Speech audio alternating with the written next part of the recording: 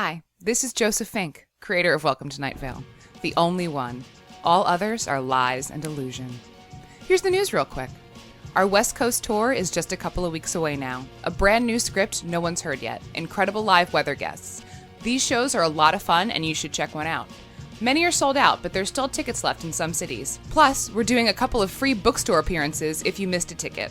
Go to welcometonightvale.com and click on live shows to see the whole schedule.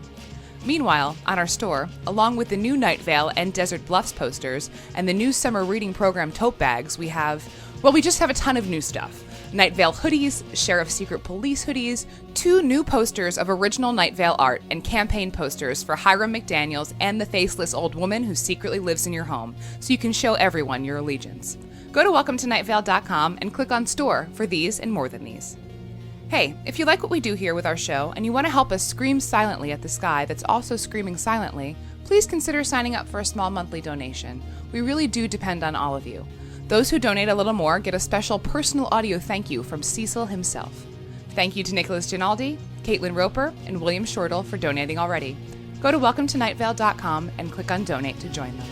Thanks. From me, Joseph Fink, the one and only. Just me, Joseph Fink. Bye. You take the good, you take the bad. You take them both, and there you have spiders crawling out of a red velvet cupcake. Welcome to Найт-Вейл.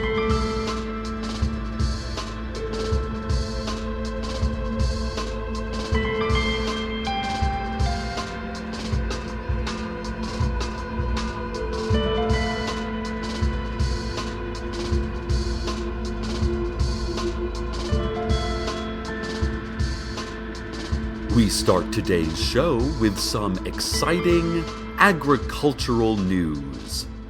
John Piters, you know, the farmer, said his winter orange crop is outstanding this year.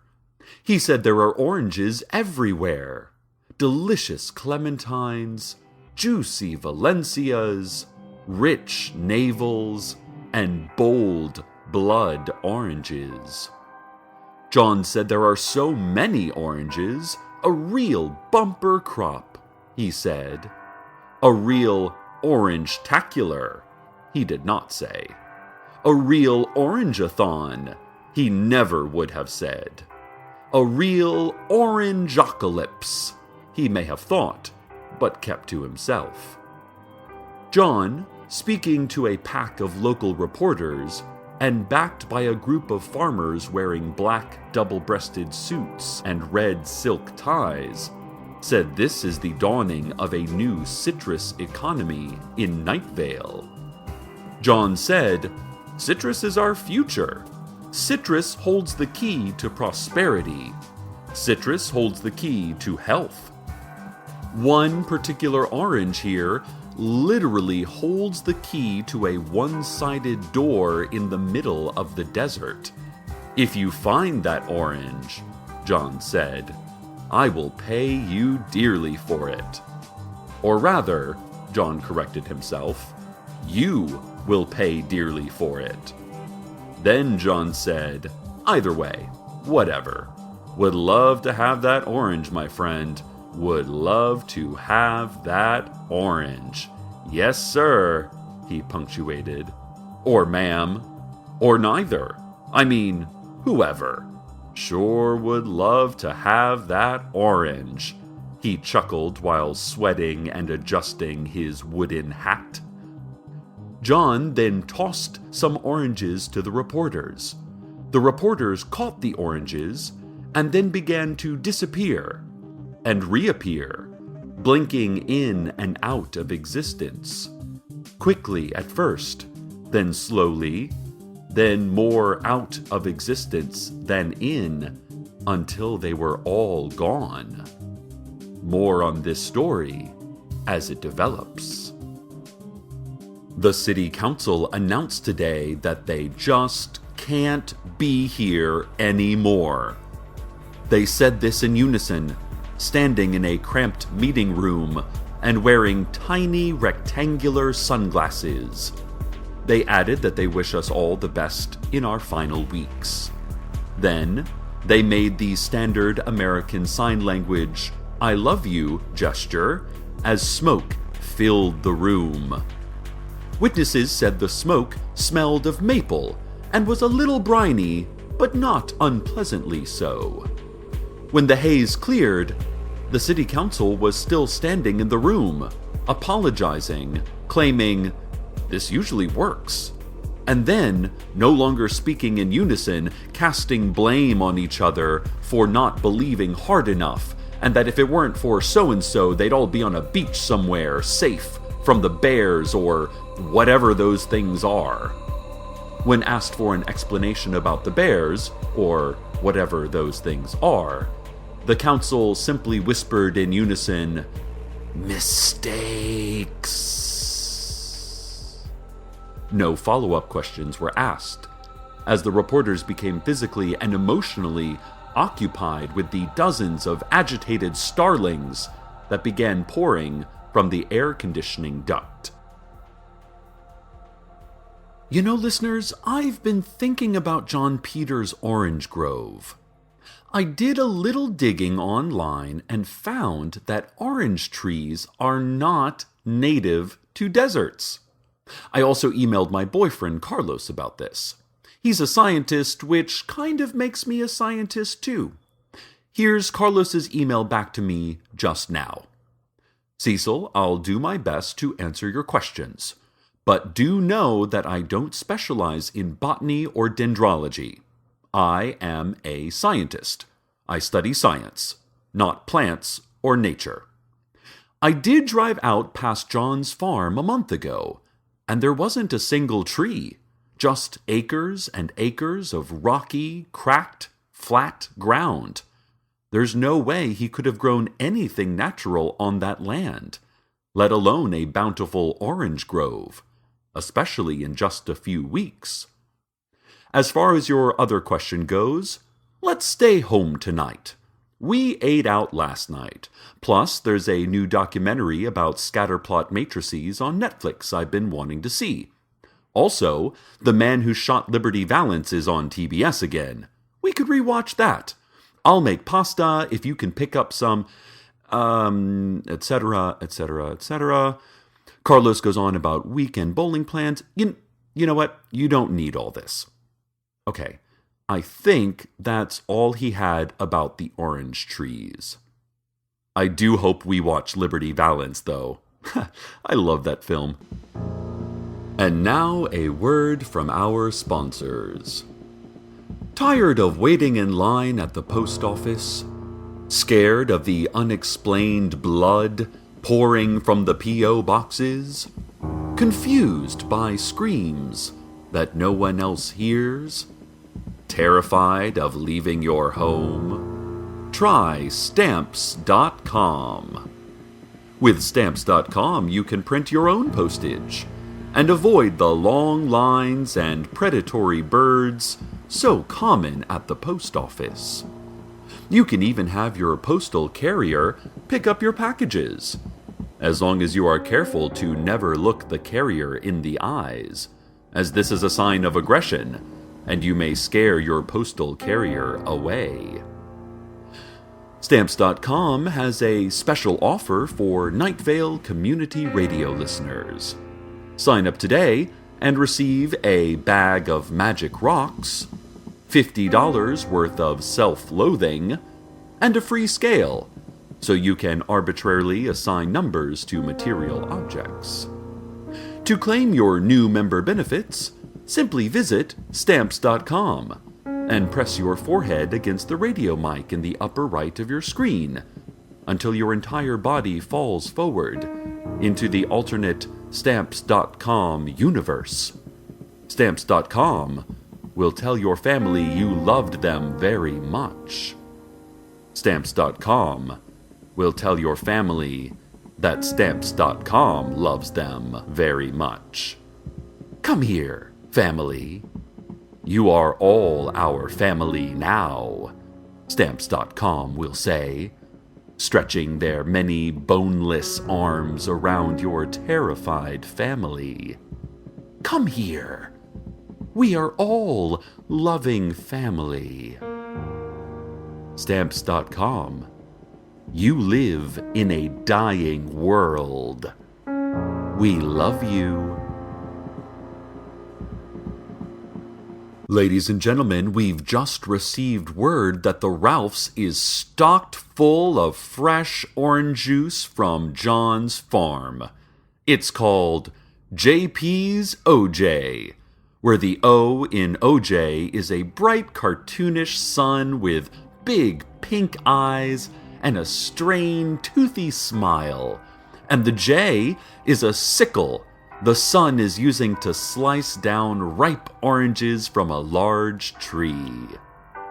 Adam Bear, weekday shift manager at the Ralphs, said they have removed all other produce to stock JP oranges, and even emptied out the refrigerators to fully showcase all of JP's mouth-watering stock of fresh juice. Even several of the dry goods aisles had to be cleared out, Adam said, pulling oranges from his apron pockets. He continued pulling oranges from his tiny pocket, mesmerized by their seeming infinitude, and unable to continue speaking as he began to blink out of existence. Listeners, we here at Найт-Вейл Community Radio need to offer the following correction.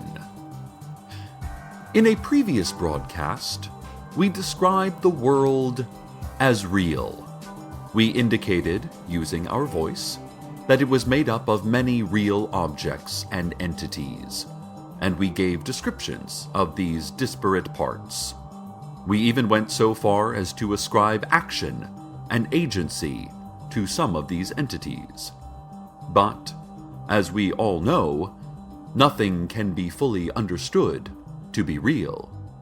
Any description of the world we give is simply the world we experience, which is to say, a narrative we force onto whatever horror or void lies behind the scrim of our perception. We at the station offer our deepest, most humble apologies for the previous erroneous report. We affirm once again that nothing is real, including this correction, and least of all, your experience of hearing it. This has been Corrections. More now on the orange grove. Intern Maureen brought it to my attention that until today, John Peters, the farmer, has been missing for about 4 months. Former intern Dana was the last to see him. Unfortunately, we do not know where Dana was when she saw him. We are also unclear as to when Dana was, as time and space seem to not apply to Dana these days. She's been without a phone charger for about 8 months now, and we're still texting. Also, I'm not sure how she's been paying her cell phone bill. Maureen? What is that? Maureen, that's not a glass of orange juice you're drinking, is it? Oh, I see. She got it from our station break room, not from the Ralphs, so it's probably safe then. Oh, well, thank you for the offer, Maureen, but I'm still working on my coffee. Maureen? Is everything okay? Listeners, Maureen is just staring at me, silent, a single bead of sweat running down her left temple. She is staring now at the orange juice. She is biting her upper lip with her lower jaw and breathing through her nose. Her cheeks are flushing and she is shaking her head very, very slightly. That looks like a no. Is that a no, Maureen? Listeners, I think that's a no from Maureen. Oh dear. Maureen just flickered. Like she was there, and then she wasn't, and then she was, like when a plane flies in front of the sun and the light leaves for a brief moment as you wonder, for just that split second, is this it? Is it over? Only to have the sun return as your brain hears the faint hum of a distant jet and you sigh with relief and disappointment that everything is as it was. A similar thing just happened with Maureen. Listen, Maureen, She is backing out of the studio. She is backing out of the studio. She has dropped the glass. She is flickering. She is flickering. She is gone. Listeners, Maureen is gone. I hear no hum of jets. I see no intern, just an open door and an empty glass and a spreading stain. To the family of intern Maureen. She was a good intern, with a beautiful puppy and a chatty neighbor. She will be missed. Wait, I just got another email from Carlos, marked urgent. He says, Cecil, just talked to my team of scientists who have been investigating the house that doesn't exist. The one in the Desert Creek housing development that looks like it exists, like it's right there when you look at it, and it's between two other identical houses, so it would make more sense for it to be there than not. That one. They still have not gotten up the courage to go inside the house, but they did peek in the window and they saw John Peters. You know, the farmer. They saw John sitting in a chair in an empty room staring at a picture on the wall. They could not see what was in the picture, but John was sitting quietly, staring at it, not moving. They called his name. They tried dialing his phone, but he did not respond. They even knocked on the door. Nothing. Whoever this John Peters is, selling oranges and orange juice, is not the John Peters we know. Also, I take it back. I think we should go out to eat tonight. I tried to go to the store, but they're completely out of pasta, tomatoes, herbs, scissors, fire, everything. Well, now that is... Listeners, someone is pounding on the studio door, despite the brightly lit on-air do not disturb sign we always put out. Dear listeners, John Peters just came to visit. I should talk with him. Maybe this is a good time for us to go to the No! Wait! Stop! John! John! No!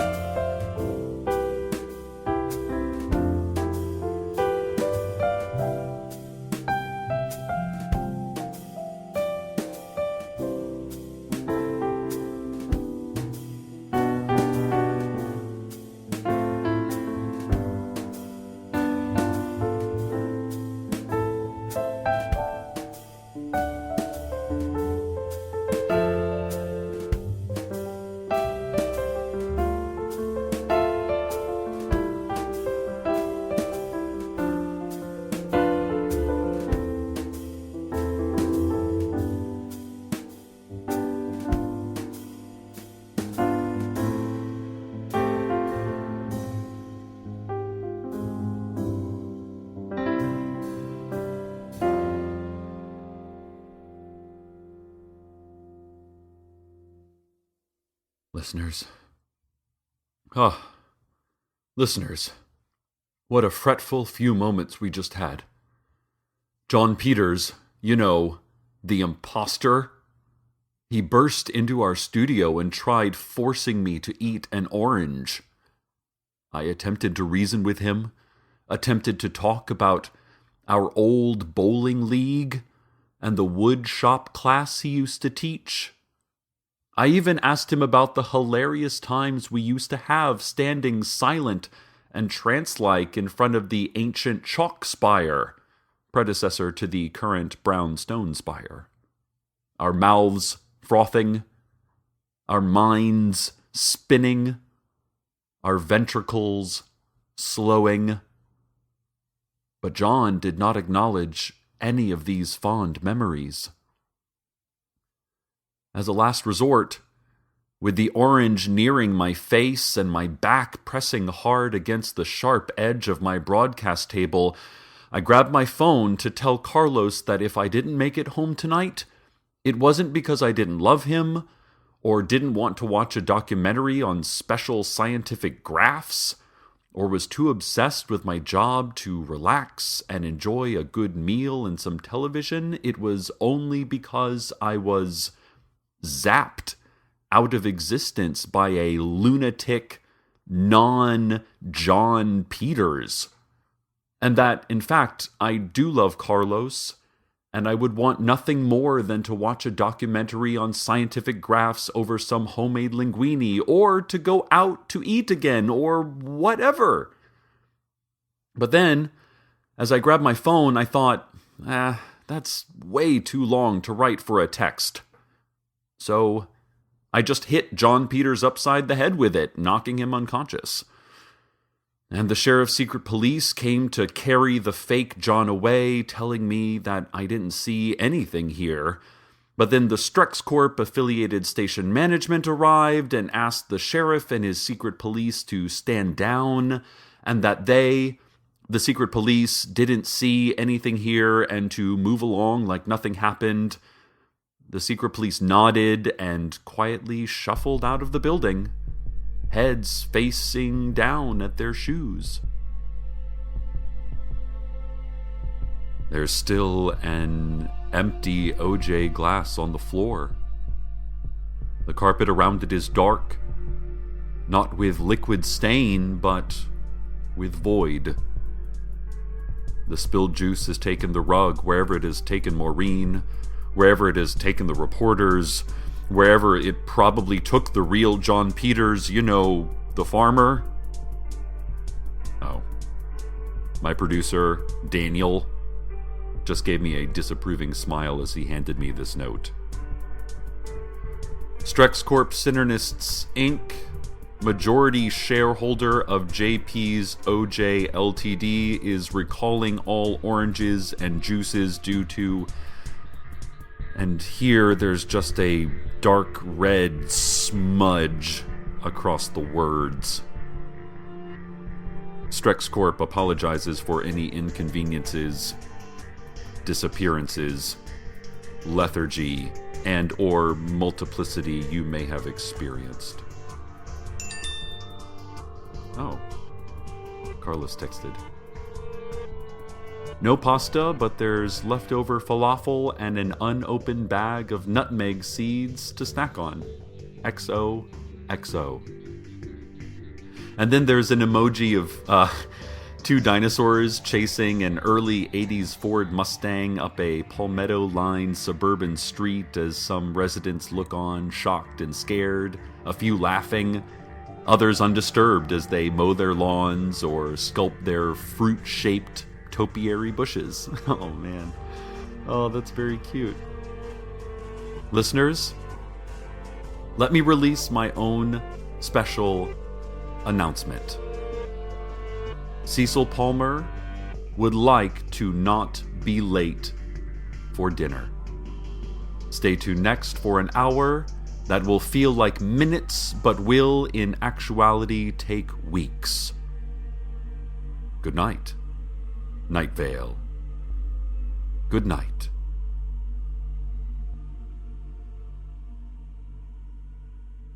Welcome to Night-Vale is a production of Commonplace Books. It is written by Joseph Fink and Jeffrey Craner and produced by Joseph Fink. The voice of Night-Vale is Cecil Baldwin.